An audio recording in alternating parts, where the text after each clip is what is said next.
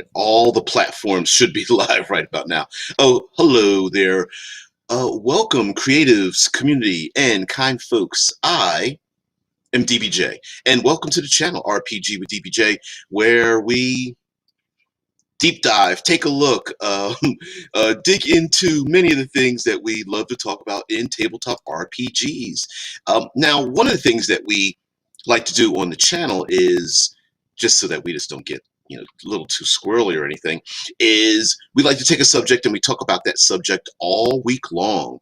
And we do talk about that on Twitch, YouTube, and our own Discord server live, 6 a.m. Eastern Standard Time, this day, Monday through Friday. And we're talking about druids. We're kind of going through a series I thought we would deep dive into, and we'll dip in and out of it based on the week that comes about. But we are taking apart the druid and everything. Now, each day we do have a theme, and today is one of my favorite, which is World Building Wednesday. And so we're going to sit back, talk about, hang out with the best and brightest in the tabletop RPG community, and world build ourselves with some druids. Now, an individual in one of the Facebook groups that I'm part of had this idea about, and I'm using this as like a stepping stone, basically, in terms of world building with druids. And a number of people have made comments over days, months, years, and things that always stick in my head. And one of them is something that the Jarl DM has mentioned before about, and this came about when we did a week on like low level, like first level magic and cantrips in Dungeons and Dragons Destroying Worlds, and how this kind of relates to this thing about world building with druids. All right, so one of the rules when we talk about world building is whatever subject we're talking about, and mind you, we've got an archive. We've world built with Medusas, we've world built with fey creatures, all kinds of things, right? And world building with druids is taking the idea that whatever subject we're talking about has had the most impact on the world. Now, when we say world, it doesn't necessarily mean a globe. It is the setting in which you might want to have your player characters engage in. So whether it's a neighborhood or a city or a whole globe or multi-dimensional space or whatever the case may be, it's based in that location. So when we talk about world building with druids, it could be a continent, it could be an island, anything like that. So based on the scope of your players. Now, the reason why I say that is because maybe some of the things that I'm going to bring up might not work if it's spread too far. So, but I think you'll understand when I get to the point, because I am getting a little squirrely. I am circling the drain here a little bit before I fall down into the creative process. All right. So one of the comments that Jarl DM had mentioned was, and I agree, is that like a spell like Goodberry in Dungeons and Dragons would destroy part of society because there would be no reason to keep engaging in agriculture and that kind of thing. Now, I did throw in a bunch of like, well, there's some problems with that, about certain things completely destroying some part of the social fabric, but it is fun to think about, right? It is fun to think, like, where would people go? But then Caius of Glantry kind of mentioned that, well, if Goodberry existed before industrial society, maybe society doesn't become industrial at all. And so I started stitching this together, like, well, maybe in a setting in which druids have dominated the landscape, maybe there isn't any industrialized society, or it's very difficult for industrialized society to take hold because there's no need for it. So I'm thinking that in this world, like, hunting and gathering is probably more common than a little bit, or at least even for communities that are for the most part sedentary. Like, even in hunting, during the hunting and gathering communities, people didn't travel around the world. They hunted and gathered within a particular region. So I'm picturing like there would either be territories or due to seasons or geological changes or what have you, of herds or flocks moving with animals and such, that there would be a even if they didn't move very far from their own regions, much like people who lived in um, Arctic Circle, not traveling, down into the Caribbean or something like that, that they would still move and operate based on what's around them. For example, have finding a grove of bushes that grow good berries might be a thing. Now, there's a comment made by someone in the Absolute Tabletop Facebook group, which I'm part of. Is 6 or 7,000 strong, all brilliant people, very positive. I love that grouping. The idea that someone had been thinking about is, okay, this is going to be a strange thing to say, but where, like, the concept was, where do magic items come from? And the post mentioned the fact that, how to explain it, that we think of magic and the creation of things, but we really don't often think about the cooking process. It sounds kind of strange, but the cooking, the the elements that are brought together to create these magical effects or magic items or something like that. So I thought I would combine that idea with our world building for druids, say. So, in other words, maybe it's not classic wizardry where you have a spell book and you walk around with your spell book and you have all your spells written in it. Or maybe it's not, I pray to the gods and the gods give me power. But maybe in this druidic world, it's all about ley lines and confluences of energies and seasons and the the ebb and flow of nature. And so it's not about you carrying the power with you, but you going to where the founts of power are at. And it could be that maybe there are multiple multiple confluences that need to be, or ingredients, I guess, that need to be brought together. So, for example, maybe it's everything from the equinox to the solstice to uh, an eclipse to, like, astrological events. Maybe there are geological events that need to happen, like being at the top of a cliffside during the sunset or a sunrise, or being in a grove of flowers that where the petals open up and you need to be there just as the first rays of sun hit the petals of the flower and they open up, to disgorge the nectar inside, and then you need to collect it for a certain reason. And even combining that with a little bit of folklore, like some things don't have power unless some things don't have power unless there are certain conditions that are met. Tapping a tree for sap, but only on, after the third frost, or gathering, flower petals, but they must be, you know, buried in the ground for 2 days hence, or something like that. And so a lot of that might be combined.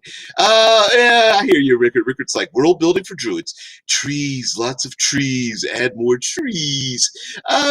Now, I'm going to dispute you on that one. Druids don't necessarily need to have trees. Yes, classically, that's the trope, right? Like forests, woods, druids, okay, makes sense. But, having druids in deserts and jungles and coastal areas and island locations and tropical regions and frozen wastelands and volcanic regions, I think would make a lot of sense. And I think in a world building sense, I think that makes a lot of sense to have that.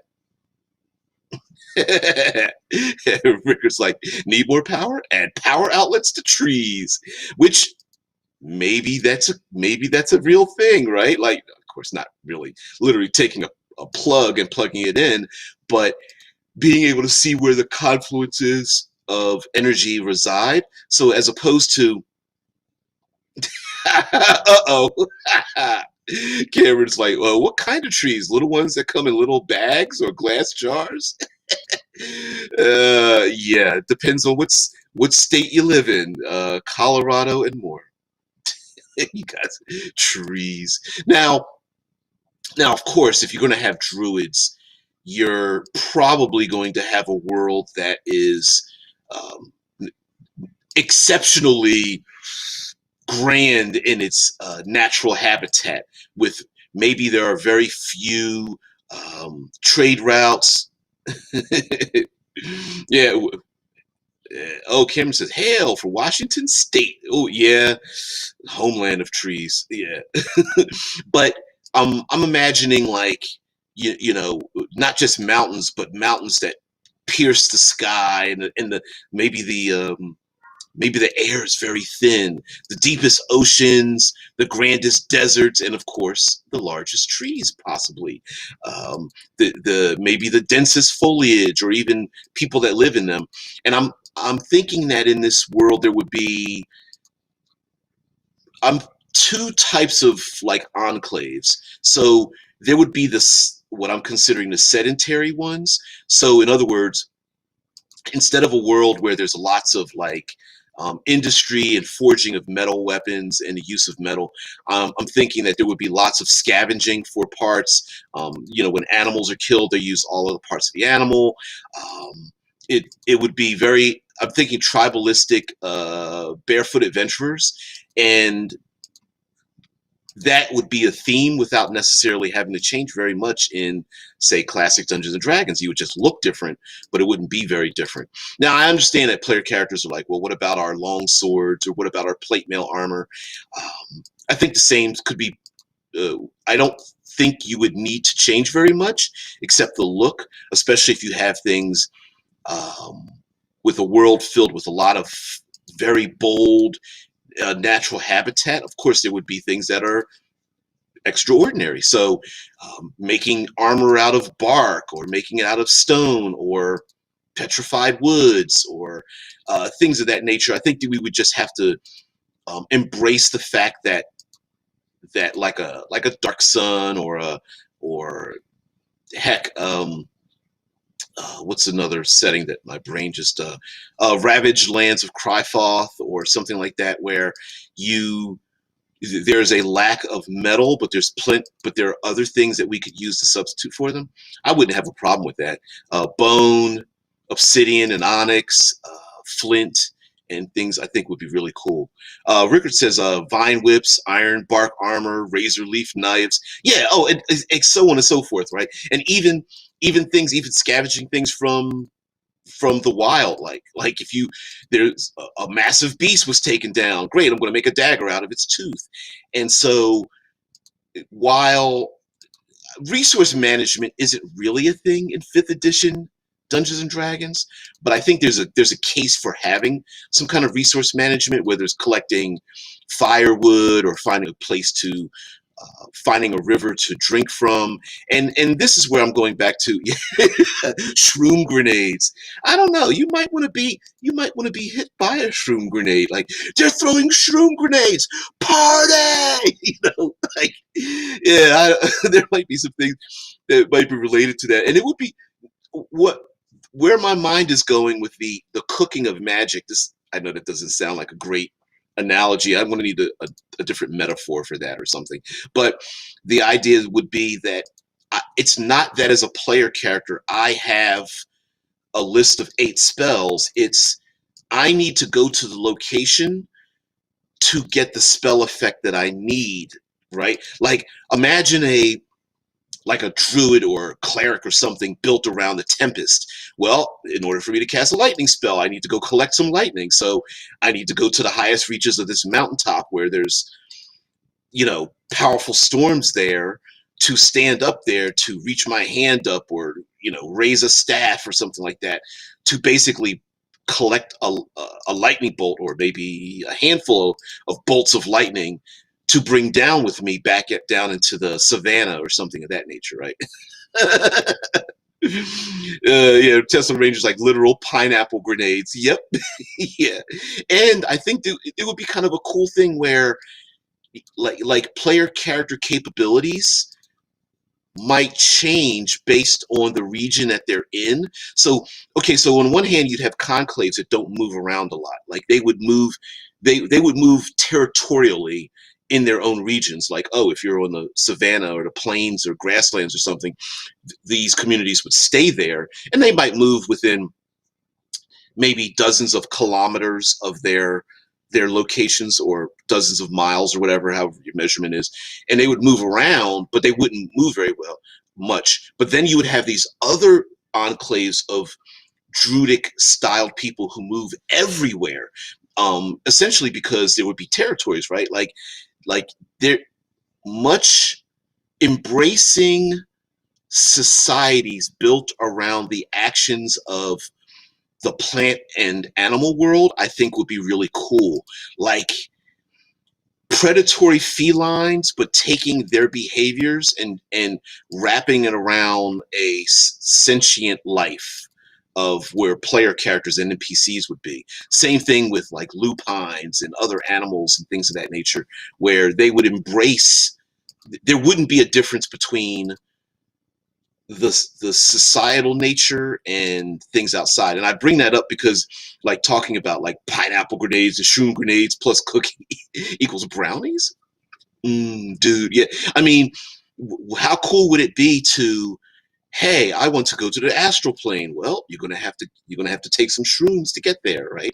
Or my character is a paladin traveling around in this world, and paladins technically have a damage source that is radiant damage. Well, maybe that source changes based on where they're at. Like, oh, well, we've just traveled to the volcanic region. It's the, you know, there's a major volcano and there's steam spewing up out the ground, and you can see a huge mountain peak volcano, and maybe their damage source changes the fire. And then when they get to the coastal region or Arctic, let's say Arctic region or something, it changes to cold when they access the ley lines or the founts of power to give them something. I think that would be kind of cool. Like, could you imagine a wizard?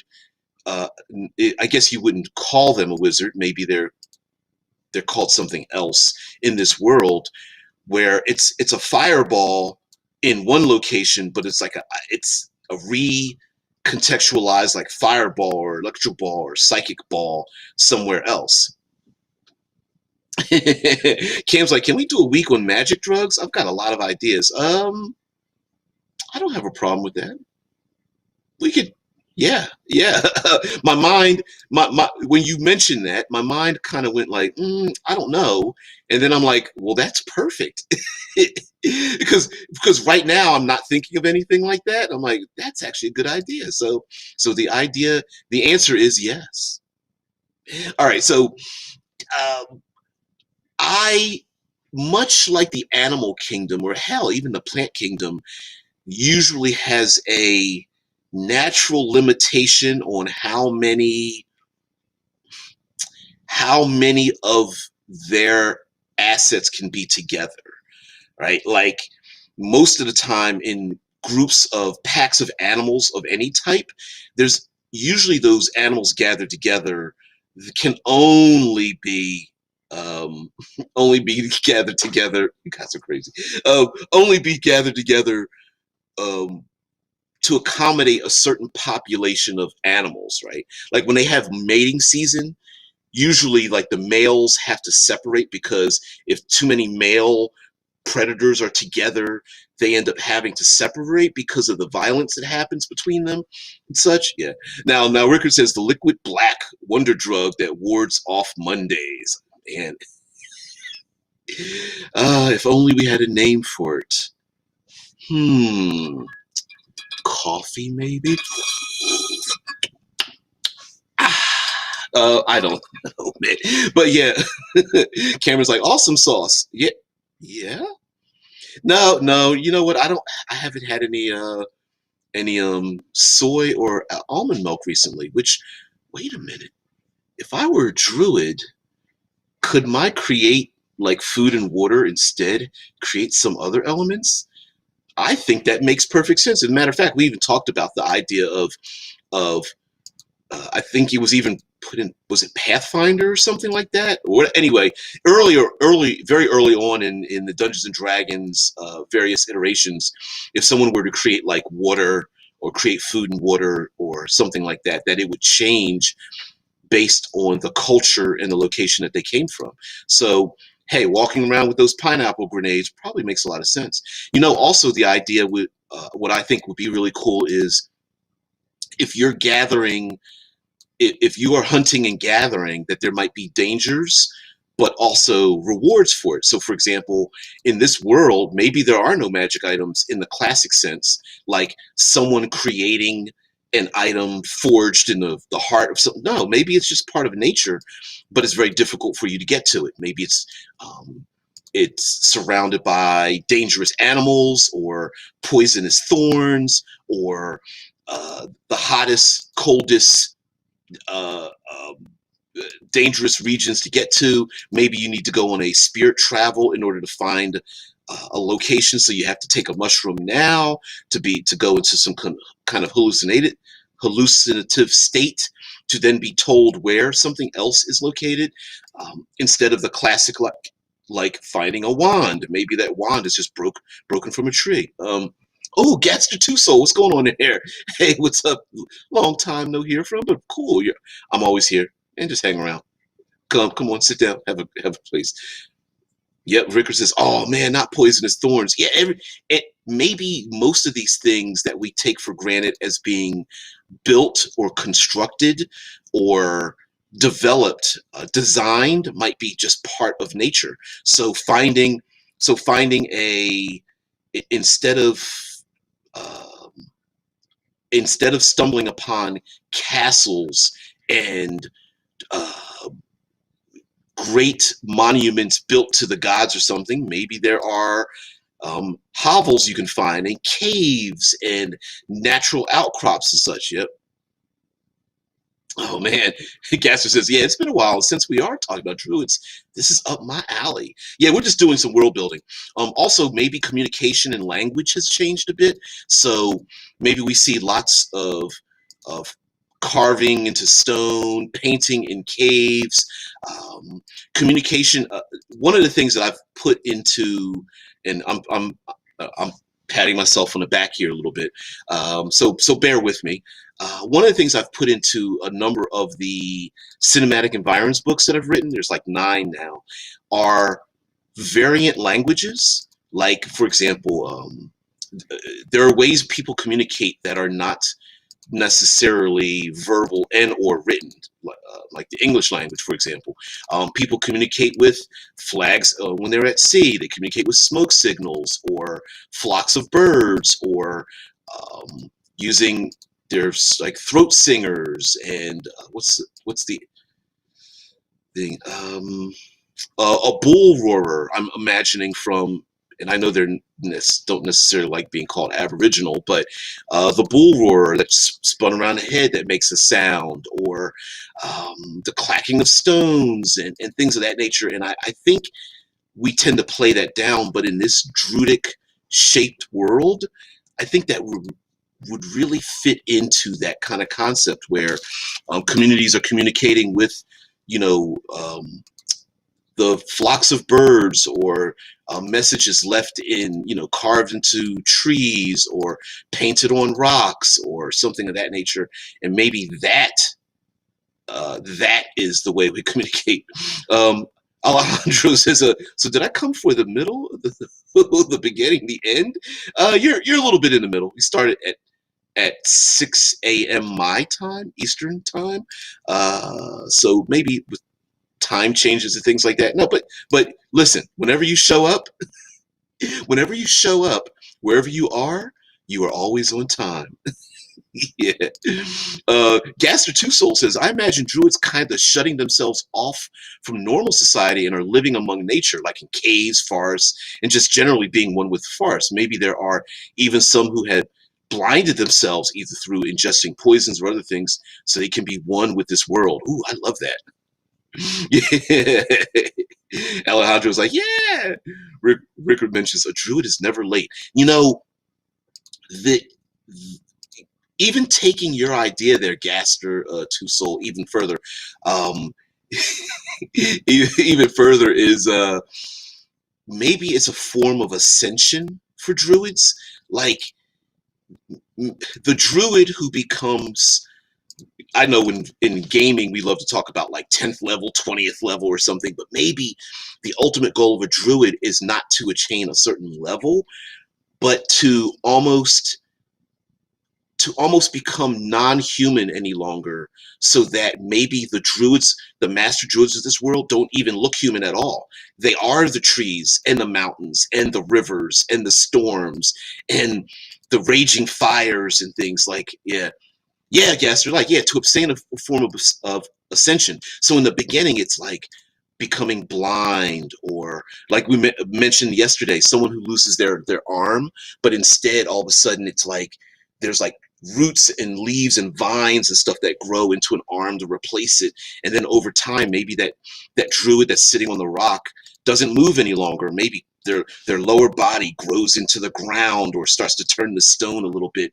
And for us, we you know for average society, if this was industrialized, we go, oh, I can't believe he's turning to stone, he's never moving. But maybe later on, you go to the woods and there's this person-shaped rock out there in the woods that you have to connect to psychically, and the druid's is like, I'm having a great time. I don't know about you, but I'm going to live like a millennium. And then maybe even the stone starts to erode, and that person turns to dust and becomes one with the world, and maybe for them that is essential. So yeah, uh, I love it. Alejandro says, sorry, Cameron says, poisonous thorns. What about city walls made of thick vines with poisonous thorns? They could fully close up, then open when travelers with their own pollen on them come through. Yeah, pollen. Maybe there's a certain type of incense you need to like alight to get the walls to like un to separate, to allow people to pass through. Oh, I'm feeling that a lot. Like, and maybe from a distance you don't see the city, but when you get closer, you realize that it's so overgrown that once you pass through the overgrowth, then you go into this multi-leveled city built on the side of a mountain with like trees and bubbling brooks and all that kind of stuff. I'm thinking of the classic matte paintings of um, Rivendell, kind of, where how the elves, they tend to we tend to imagine the elves have built their architecture into the natural realm, where you see like waterfalls passing through buildings and things. So maybe that's as industrial as it gets or something. Um, yeah, Alejandro says that makes sense to me, though I am on a weird shade of role playing nerd that has never played D&D. Oh, okay. So I'm thinking druid as an archetype, pretty much. Turning into nature deliberately and willingly sounds like it would be a good inspiration for things to happen that bring people to Arcadia in my Monster of the Week game. Oh, that okay, all right. Monster of the Week. I haven't heard too many people talk about that. Gaster Wood says, but since we are talking about this new world of forest dwellers and things, perhaps we take inspiration or two from Celtic mythology, sacrifices, strange stone monuments, and things.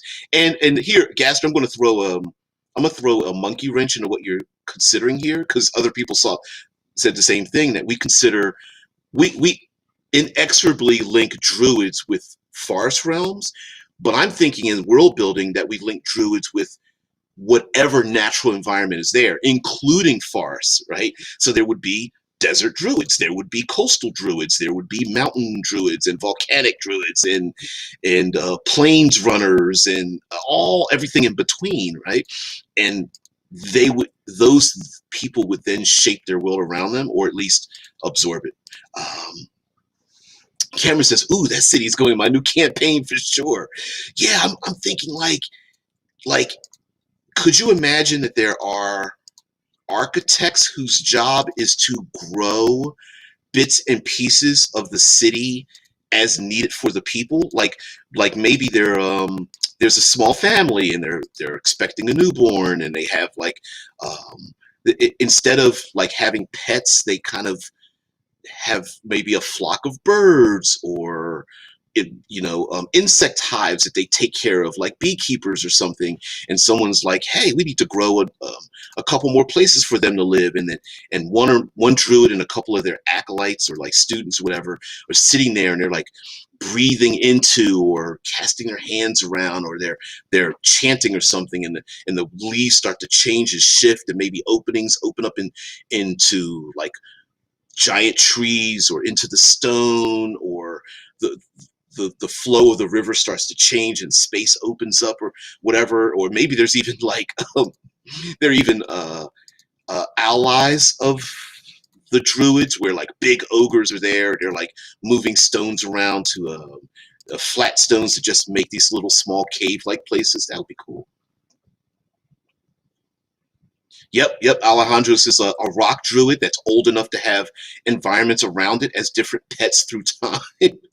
Yeah, why not? Why couldn't that tree in that magical grove have been a druid that lived there for a millennium, and then the animals that live in and around the tree, like the flock of birds that live on it, they are more sentient than a little bit, because the birds have been living in the trees of this druid. So in their own world, they've been talking with me. I walk out to the woods and I'm like, boy, there's a lot of birds, ravens up in that tree. That's odd. But come to find out that they are like the eyes and ears of the druid. And in return, the birds come there to like communicate or something. Or maybe through a curse / blessing, there are people who can like naturally shape change. Like maybe there are druidic people that they're not learning their magic, but um, they are born with it. So maybe nearly every other character class comes about through the natural order, like what stars you were born under, where was the sun's location, what was the moon like. Maybe there are birthmarks that tell you who and what you would become, and such. That would be kind of cool. Getting back into Twitch, Gastro Two Soul says perhaps. Hello there. Wow. Move a call. Wow, that's the blue that I'm seeing in the chat for your name. Sorry, it was just very like it's kind of a blur because it's very vivid. So I'll get into your comment in just a minute. Gaster Two Soul says perhaps there are even cities that grow their buildings by using a form of magic, having plants turning into their homes, where more colonial houses are less organic and more man-made. Maybe people who live by the sea, or just as you said, deserts, form homes out of sandstone by literally turning sand into stone with some advanced form of magic. Tundra druids live in homes of ice and snow. Yeah, heck, you could even have like these desert like naturalists maybe find like natural glass in the desert, and then they focus the sunlight to like turn the sand into glass and make their homes out of it or something like that. That would be kind of cool too. Um, Hell, listen, I didn't make this up. Dungeons and Dragons has a Desert of Desolation module series. And listen, I'm an old grognard. I remember this. There were 3 modules that were put together where they had the Sea of Glass, and it was because 2 Ifrits were battling. One was an Ifrit and a Jinn were battling so much that they turned the desert into glass, and a community rose up where they were sailing ships with ice skate blades on the bottom of the sailing craft, and sailing across the Sea of Glass. And when you look down, it was like a mirror. It was pretty strange. Alejandro's like, yeah, ooh, that's an awesome idea. All right, okay, so Movacall, well, thank you very much for joining in, says communicate with prestidigitation, minor illusion as natural innate cantrips. Oh, I'm loving that. The druids are one with the quiet of nature and does not use their voice as nature does not. Their culture's meeting with speaking, and conventionally written languages creates difficulties in communication. Now, so, all right, so to extrapolate what I think you're saying, and I love where you're going with that, is that instead of, much like our own ancient peoples would paint, I'm thinking, sorry, my mind is going to a lot of things, from cave paintings to Egyptological imagery where they're showing images where our first languages were basically images of what we encountered and saw.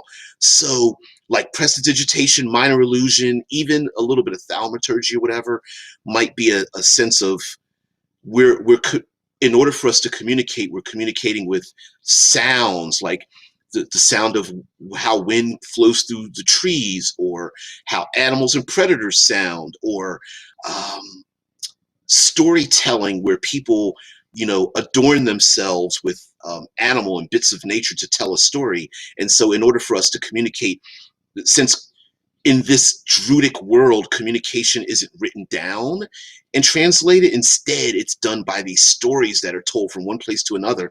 And so when two non-combative communities meet together, it's almost like they have to bring their storytellers together to communicate one idea to the other, where and maybe even real shape changing, illusion, altering their body is just a normal thing, where they alter their voice. And instead of verbally saying there was a storm and a bolt of lightning struck and caused a major fire, they literally stand there, and when they open up their mouth, you can hear like storm rumbling in their voice. They raise their hand, and a small, like hand-sized dark cloud appears, and a bolt of lightning strikes down in the palm of their hand or something. And the other group is like, "Oh, okay." And then one of their members gets down on all fours, and you can see their body starting to change into like some massive predator or something, or whatever. Yeah. Yeah. Tesla Ranger says like 3PO in Return of the Jedi. Yeah.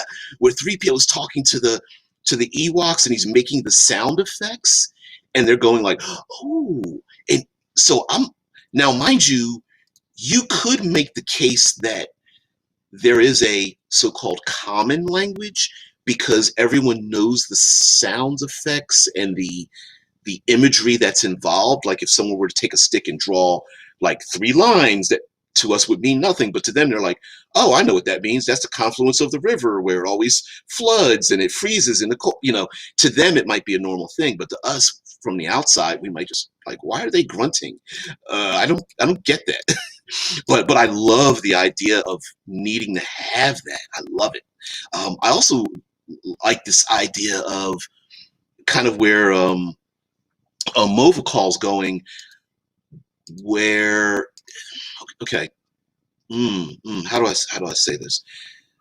Each tribe of these Druidic peoples might be thematically linked but not connected to other people. So an example would be, let's go with the felines. Let's go with tigers, because tigers are cool, or Black Panthers, because so let's go with like felines. Maybe there are a large group of dozens of, heck, it could even be, you could even go towards hundreds, but let's say there's dozens of groups of people that are connected to felines. So let's say a paladin in the group, or rangers or whatnot, are linked as felinic, like a felinic community, right? So they wear their skins, they patrol their community that way. Not to make this scatological, but I'm saying this in a very very above board kind of manner. Maybe they mark their territory by, how cats will spray to mark their territory. Maybe the character classes and the people and the races stuff, they mark their territory by doing those things. And when they hunt prey the same way, by chasing after it like a cheetah and whatnot. But then when they meet another group that is based around avians, their capabilities might be the same, but their outlooks are completely different. Where one group of the feline people, they gather together, and they sleep in piles on top of each other to get some warmth and whatnot. They clean each other like a cat would clean themselves or something. But then in the avians, maybe these people they literally build tent things in trees. It's no big deal to climb up 30 feet up into a tree and just have their feet dangling and go to sleep in the branches of a tree or something. Or maybe they're able to make bird calls, and that's how they communicate, rather than the felines who roar and growl and purr or something. I love that. Gaster Two Soul says, I would imagine there being like a master language where we have bits of every language formed into one, where each unique language is derived from one another. You know, for those who aren't grognards, there's actually back in the day there used to be alignment languages. Yeah, there was actually languages associated with the alignment that you had, and the concept of the alignment language wasn't that it was a completely separate divergent language, but it was a type of communication that people had who had similar thoughts and experiences and desires on how they should live life, almost like a slang in a way. So I could see there could be a master language with these other groups having a private language because they develop it on their own, but able to communicate into this master language. Like, oh, when we talk with these other groups, we're going to use the master language, but amongst ourselves, yeah, it's just us. It's only us that knows how to communicate in that way, shape, or form. And I just think it would be really cool. Also, a great way for us to, because mind you, we're world building now, right? So we have to incorporate like what would characters be doing? What kind of adversaries would they have? What kind of conflicts would they have? Maybe there's again, I'm going to bring this up. Maybe a lot of the monsters that we have in our classic Dungeons and Dragons, maybe it's not us, humanity, humanoids, against them, the monsters. Maybe there are these enclaves where the monsters aren't monsters to the people that live there, they're just monsters to you. So the desert dwelling groups, of course, they hang around giant snakes and I don't know, trapdoor spiders and giant scorpions and desert elementals of sand and sandstorms. Like a sand elemental might be earth, but it just looks like sand, or a sandstorm is basically an air elemental made of sand or whatever. Ifrit and Jinn and maybe the humanity that lives there, they just live in and among them. Yeah. um, all that. I'm just thinking that to the jungle dwellers that go out to the desert, of course all that stuff's dangerous and you have to fight it, and there's like vultures and jackals and what are some other really cool things that are like in deserts or something that we can really take and expand upon, right? But hell, they might even have their own orcs and goblins and such, like Tuscan raiders in the desert. And of course the jungle dwellers are like, man, this is a dangerous place. But the humanoids that live there live in and amongst all of that, right? Whereas those same desert dwellers that go into the jungle might find, their own dangers. Like instead of just Black Panthers, they're displacer beasts. I had to bring up a displacer beast, but maybe there's displacer beasts hanging around in the jungle, or there's lots of dangerous foliage that's there. Like, in a jungle, maybe a tree looks completely different than in a desert where it looks like a cactus or something. Gaster Toolsoul says, and I'm going to expand on DBJ's idea about bringing the Zodiac into this. Perhaps when you are born on a specific date and time, it could have a certain power tied to it.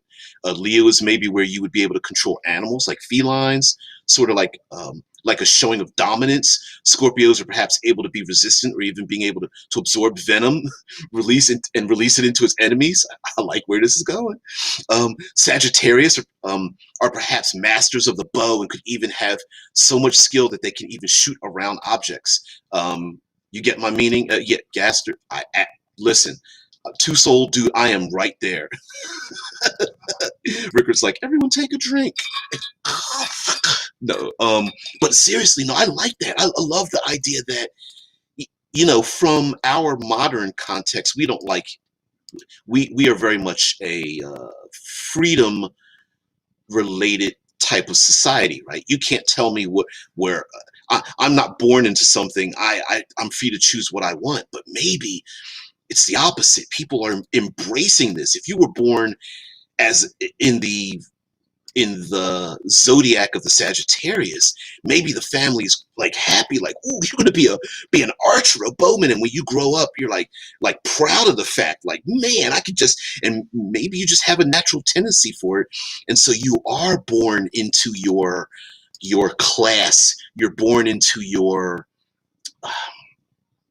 you're born into the skills that that you have. Yeah, Rickard's like DBJ, the drinking game, mentioning displacer beasts, squirreling. We haven't brought up mimics in a long time, but that's a thing. Oh, don't forget, I usually bring up at least one movie and or TV show, maybe a book series. So that's part of the drinking game. But yeah, I love the idea of being born into something, and maybe that is a like enemy enemy factions might have individuals that are related to each other because they were born in the same time. Like, could you imagine a conflict being settled by the two archers or spear throwers or javelin throwers from these two rival groups? Like, instead of going to war, they match their one skill against the other.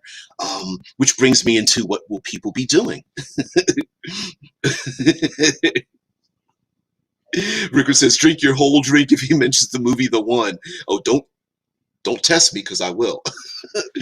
Oh, a Night Girl says, I love mimics. Displacer beasts too. I think they're like displacer beasts are like beautifully evil. I love them. I love them. The muscles rippling against their bodies and stuff. It's really cool. There's a lot of displacer beast artwork out there. It's great. Rickard says, I mean, we both tend to bring it up. Yeah, we do. um, Movikal, I hope I'm pronouncing your avatar name correctly, says a large desert scorpions that live in symbiosis with the humanoid race, like desert goblins, who carve the scorpion's chitin or chitin into their tribal patterns. Okay. Maybe even using it as like armor or shields. Anyway, Movi goes on to say the scorpions have lived with the carvings over so many generations that they are naturally inclined to fight scorpions with other patterns, but not non-pattern wild scorpions. Okay, so let's expound on that. So, okay, let's take. I'm going to mention snakes for this, right? So snakes have various scales and patterns in them. You can just Google snakes anywhere, and there's like diamondbacks. There's ones that have like smooth. Some of them are rough. Some have like colored patterns and things. So maybe like tribes could be associated with the patterns of the great beasts that they're related to, or like you're mentioning, like maybe they hunt only certain types of those beasts with those certain patterns, and they have this like natural order confrontation with it over time. Like, hey, we fight the Diamondbacks because we've always fought the Diamondbacks, and the Diamondbacks like, yeah, we always fight the Rattlers because the Rattler tribe is always trying to come after our Diamondbacks or something, and it's just become this natural thing. And heck, maybe even their fighting prowess is different. Like people related to pythons love wrestling and capturing people and using nets and whips and bolos to capture people by maybe it's even, I hate to say this, but maybe it's even a form of honor to strangle your enemy to death. Like you wrap a noose or something around their neck or a rope and you strangle them to death, and they're like, yeah, because you got up that close to your enemy or something. Whereas maybe Spitting Cobra Clan is used to firing, like using short bows or javelins tapped with poison on the end, or maybe they're even able to, as Gaster brought up, maybe someone's born like a Scorpio born where they can actually like ingest poison even at a little bit, even in their mouth, and spit it out at somebody. Well, actually, I am a Scorpio, so Gaster did. It's like my zodiac would be the Scorpio, so that would be pretty interesting. Maybe the people who play in your game, they have to tell their zodiac sign, and they only play characters according to their zodiac sign. Yeah, venomous. We can be. We're pretty calm, except when you push us the wrong way, and then will strike out pretty hard. All right, getting back into the YouTube chat is Cameron says that's freaking awesome. I love scorpions. Scorpion lore for the win. Yep. Rickard says, great. Now imagining luchador druids. Ooh, why not? Why not? Wearing a mask, like masks that are, well, listen, we know globally, it was weird. We know globally that there have been um, various tribal people who make masks to represent various things. Now, of course, we know that they're being carved out of various types of woods or um, created from like anything from like feathers to anything else in the natural habitat. But imagine like your greatest warriors are like getting pumped up and they're putting on their masks and they're getting their bodies like wrapped in certain types of things that are emblematic of their own tribe to get ready to go for a fight. And mind you, when we're talking about world building with druids, it doesn't mean everybody's a druid. It just means that the world is shaped around their society and culture. So all character class types would be available, right? Like, so for example, maybe druids are people who bend and shape and beseech the natural world to shape their powers. But maybe clerics, maybe there are no gods in the classic sense, but maybe the clerics in this world they worship the astrological signs. We're talking about we were talking about zodiac. Maybe that's a thing, and maybe that's what they like. The gods aren't. Maybe the gods aren't humanoid. Maybe they are concepts. Like you can be a cleric of family. You could be a cleric of journeys, or a cleric of healing.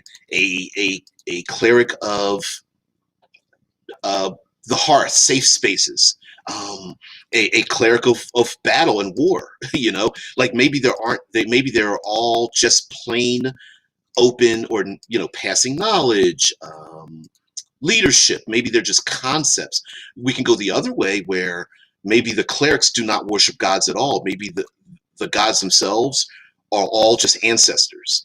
And as people pass away, like the druid that decide to sit on a rock and never move, maybe they become the ancestors that the clerics worship.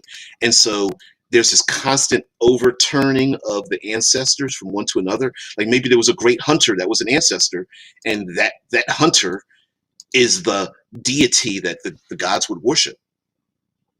Ooh, Gaster says, perhaps Gemini are able to create illusions, doubles of themselves, if you will. Ooh, like natural mirror image ability. Maybe Geminis are all born as twins, for good or bad. Maybe you have an enemy twin or something. That would be kind of cool. Or maybe Geminis seem, how we say in the world, everyone in the world has their own twin. Maybe Geminis sometimes always seem to bump into a person who looks exactly like them. That would be kind of interesting, even if they can't communicate or something. Rickard says shape-shifting by putting on the mask of the animal they want to shape-shift into. I'm down for that. Could you imagine like someone who runs around with like draped over their shoulder, they have these three masks and they fight with, they've got like a spear, they got like a dagger, like a obsidian dagger maybe, and they're going through the woods and they grab one of their masks and they put that mask on, and I'm trying to think of something different, like okay, all right, I'll do that. I'll do the stereotype. So they're in the jungle and they put a mask on, and the mask looks very much like a large like gorilla shaped with, and it's been carved and stuff. And all of a sudden you see them, they start walking, then they start running, and then they go into the, gotta bring up a movie, let's take a drink, the movie The Animal. It's a comedy movie, but anyway, they start running on all fours, and then all of a sudden they start doing like brachiation through the trees as their limbs get bigger, and then they start to grow more muscular. And hell, that character could be a barbarian for all we know.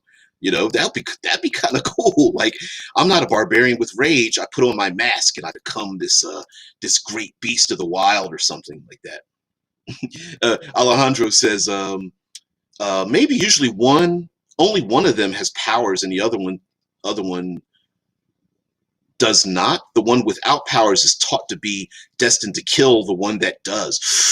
Ooh, that's dark. Yeah, being a Gemini, yeah, you have to kill your twin. Ooh, or that person that your twin always knows who you are and what you're about. They just seem to predict what you can do and you them. Um, only in cases of the most powerful Gemini, both of them have powers, and then their destiny is seen as more uncertain. Gemini having powers to multiply in general. Alejandro says, "I'm a Gemini." Yeah, I see where you're going with that. You're like, yeah, that would be cool. I love that idea. I absolutely love it. Or maybe hell, maybe they're natural two-weapon fighters. Once they pick up two identical things in either hand, it's like bang, and they just have a natural ability to do it. You know what I mean? They pick up two daggers and they're just like pick up two spears and they're like fighting with them or something. Um, I'm loving it. Yeah. Oh man, that's so cool. Now you have this like link with this person who's just like you somewhere out there in the world, and you don't know why. Maybe they're both linked with dreams or nightmares or something. Um, Movakal says the Druids form a connection with nature, imitating nature's power. Clerics could worship nature's spirit or Gaia types of spirits, lending power from nature. Warlocks create pacts of necessity with nature spirits to save a grove or natural area, or to become guardians. Paladins take an oath for an aspect of nature and aspire to better the aspect they chose. That's a great. We're coming to the end. That's a great one. I love that idea because the way you're describing their Movakal is like there isn't this separation of I am fighter, I am cleric. It's just all together. Like um, I love the difference between, say, a druid who has a connection with nature and imitates their natural power. Let me pick a region we haven't talked about. All right, let's talk about the plains, savanna plains or something, right? So a druid on the plains draws their power from the long, vast landscape of the tall grasses and rolling hills and barren land or something, whereas clerics could worship like a natural spirit, like a spirit in that landscape. So when they come upon a certain grove, maybe there's a spirit in it. Or they look up into the vast. When you see nothing but the horizon, maybe they look up into the sky or the stars to guide them or something, and maybe they communicate with, maybe there's the spider, right? The spider is a spirit that guides them, and whenever they see a spider web, maybe they see omens in it, and when they see a giant spider, maybe it gives a certain power. What I mean, it might be more focused rather than a druid being broad. Maybe a cleric is more focused, but a warlock, when a great hurricane or tornado, sorry, sweeps across the plains, and someone says, like a warlock pack happens, please save my village. I'll do anything. I will serve you if you keep my people safe, you know, or you make a pact with maybe there's like a ghoulish spirit that's out there in the wild, and your people are moving, they're nomads, and someone in the group is just like, look, we keep getting killed off one by one, and maybe there's a ghoulish patron, and that person goes to, and it's like, look, leave my people alone, but I'll serve you in whatever capacity it is. And then all of a sudden, now you're a necromancer or something like that, or necromantic power from your pact or whatever, because you've martyred yourself or given yourself up. So I love that move call.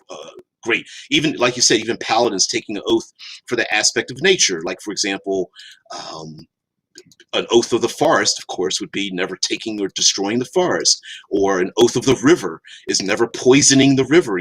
Maybe that paladin travels up and down the rivers. A paladin of the mountain, the the mountainscapes or something is there, and some of the cold and thin the thin air and the winds and all that kind of stuff. I'm seeing a lot of this. All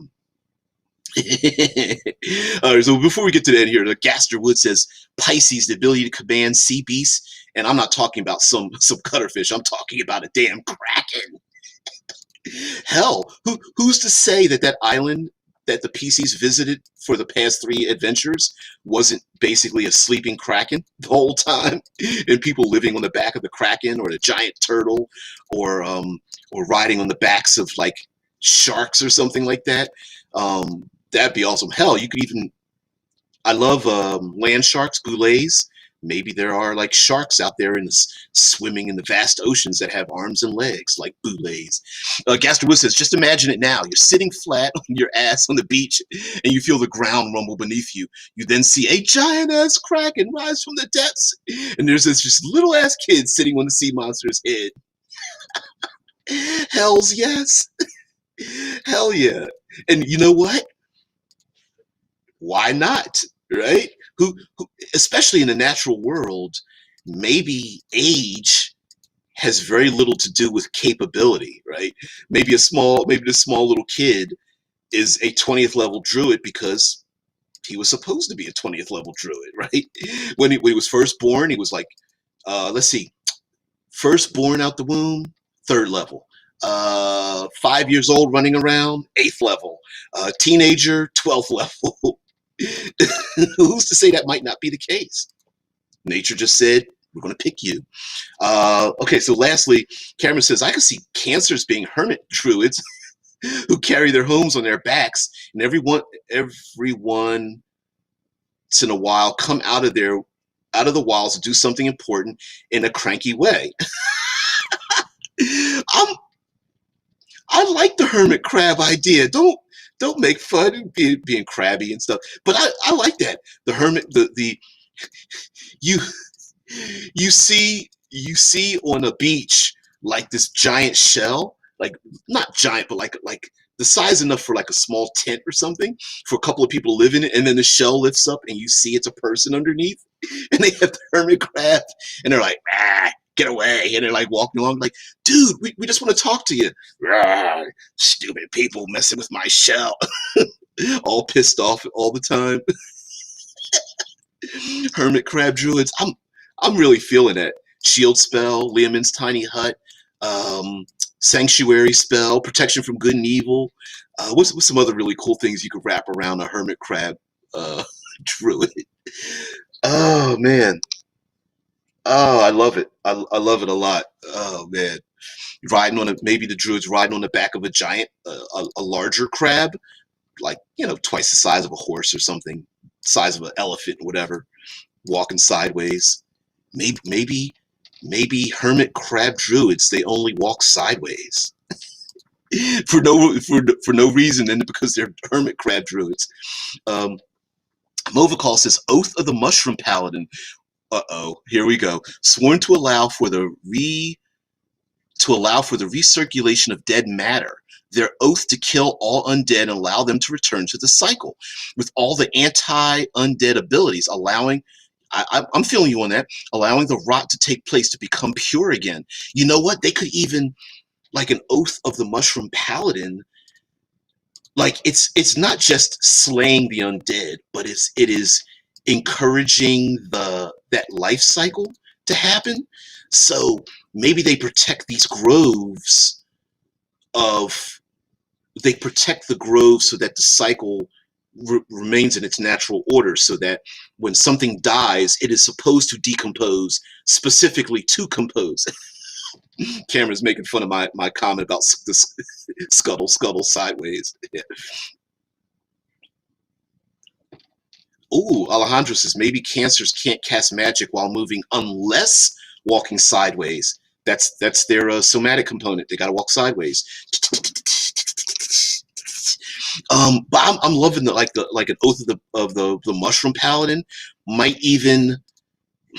Okay, there is a humanity in them that when animals are getting close to the age at which they're going to die, or even human beings, that they lead them to these groves whose only job is for them to pass away contently, because it's not that they want to kill them.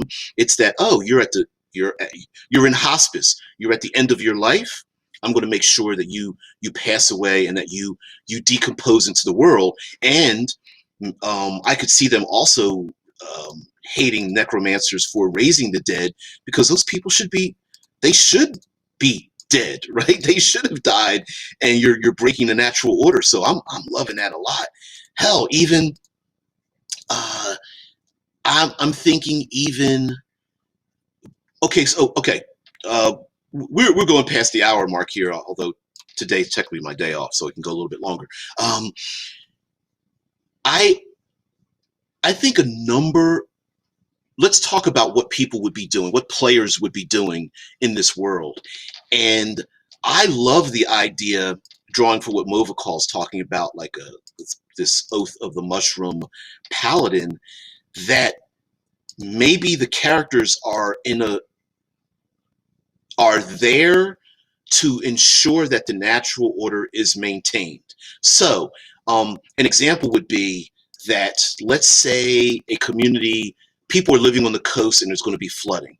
And so the character's job is not to stop the flooding, but to help the people move to another region where it doesn't flood as much. Because we know, or the PCs are given some kind of information that the seasons are changing, or the landscape is going to move, or there are earthquakes, or there are forest fires or something. And so I could see a lot of this having to do with moving humanity around to safe places, traveling nomadically. Maybe there's a strange disease that's going through hunting and gathering, right? So maybe the gathering is like, you know what? We can't even cast Goodberry anymore. We can't cast Create Food Water. Our healing abilities aren't great. We have to move to the region that allows our abilities to be used, right? Much like the can't cast a spell unless I'm moving sideways as a crab. Maybe it's not, the power isn't in me. It's in, when I'm in that location, I now have those abilities, right? And so moving to the place where you can do those things, or have those capabilities, might be very important. Much like the feline tribe hunting, maybe it is important for them to hunt as a tribe and have a kill and share of that kill. And by doing so, that's the way that that's their short rest, long rest, right? It's reframing the game. So maybe the short rest, long rest is completely different for everyone. So the Oath of the Paladin might have themselves a little small pouch, and they take a mushroom from a grove where great ancestors had passed away. And somebody else might be like, you do realize you're eating plant matter from dead people that you used to know. And Oath of the Mushroom Paladin is like, what's your point? Right? Like, yeah, of course that's the case. That why wouldn't you? Alejandro says, man, that gives me so much desire to play Werewolf the Forsaken, the spiritual need to hunt together thing. Yeah, why not? Maybe that becomes, I don't know. You could go so many ways with this that I think it's just incredible. I don't know, man. I'm really feeling this as a concept, because you could, instead of player characters adventuring into dungeons, the player characters adventure, the dungeon just surrounds them wherever they go. So the plains runners move out into a desert region, and then that becomes the dungeon that they adventure in. For those who don't know, Werewolf the Forsaken, and for me, I'm an old grognard, Werewolf the Apocalypse, it's kind of like that, where from the outside you think they're the bestial, uncontrolled, but from the inside it's very, very, very spiritual. Yeah, I'm with you, Alejandro. Alejandro says it's like you are a druid, also a furry machine of death and madness. Just so you know, spiritual, also eat that eat that giant spirit. Yeah, I love it. Oh man, Cameron says, today I learned that druids and world building is like peanut butter and jelly. Yeah. All right, guys. By the way, thank you so much for joining me and tolerating the changes in the channel, and me being, you know how I am. I always get very confused and awkward and stuff when the show starts, because it's like 5:30 in the morning when I get up to do the show. But as Rickard and many other people realize that usually by the last 15 minutes, that's where the good spot is. So I don't know, maybe many of you might want to wait till the last 15 minutes of the show before joining in. I don't know. But anyway, guys, thank you very much. All of you, if you're new to the channel, or even long-termers or something,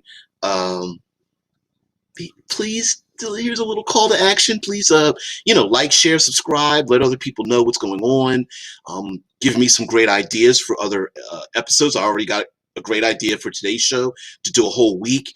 This is long form. I understand YouTube and Twitch and all that may not be necessarily a good platform for long form content, but whatever, I'm hard-headed. So guys, thank you very much for joining me. Everybody have a great one out there. Thank you so much for just allowing me to be who I am and you guys be who you are. Thank you so much also for bringing your best, your brightest, your positivity, your energy and everything. So I really appreciate that fact, because sometimes in social media we can be surrounded by some pretty evil and parasitic and downright soul assassin. So everybody take it easy. Alejandro, Cam, everybody take it easy. Everyone.